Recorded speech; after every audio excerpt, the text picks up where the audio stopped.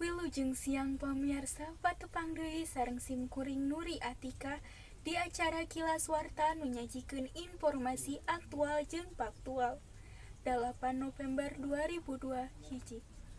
Kedatangan Presiden Joko Widodo ka Banjarmasin Kalimantan Selatan Kamis sore disambut ku demonstrasi ratusan mahasiswa. Para mahasiswa anu diwangun ku eksekutif mahasiswa Saksel eta nempatan wewengkon jalanan Lampung Mangkurat hareupeun kantor DPRD Kalimantan Selatan. Dina eta aksi para mahasiswa mere kartu beureum serta nuntut Jokowi mundur lantaran dianggap gagal salaku presiden. Utamana dina mangsa 2 tahun kapemimpinan jeung Ma'ruf Amin. Salain teu eta rea janji-janji anu tacan dicumponan saperti kasus pelanggaran HAM berat anu karandaban ku aktivis Munir jeung leungitna Wiji Tukul. Mahasiswa oge ngeritik masalah karusakan lingkungan di Kalimantan Selatan anu dikawasai ku oligarki pertambangan. Kecewaan kita dalam artian banyak sekali isu-isu yang masih belum terselesaikan.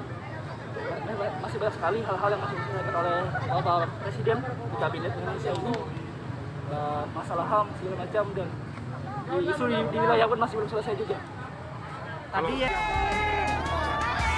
Sementara eta kalaya naik mobil kabuka anu dilapisi baja anti peluru Jokowi sareng pasukan Pas Pampres ngalangkah ka Sasaksai Alalak.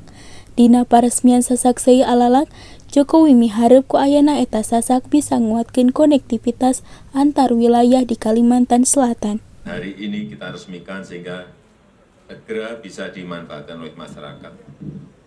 Saya mendengar bahwa masyarakat sudah tidak sabar lagi menunggu peresmian jembatan ini karena jembatan ini memiliki fungsi yang sangat penting.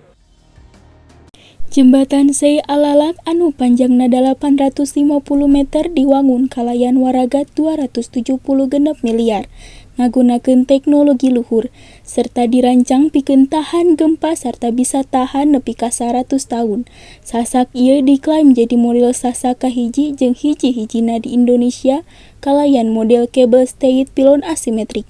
Nuri Atika, Banjarmasin, Kalimantan Selatan. Pamirsa, sakitu wae nu tiasa ku abdi didugikeun dinten ieu. Abdi Nuri Atika parmios undur diri. Wilujeng siang.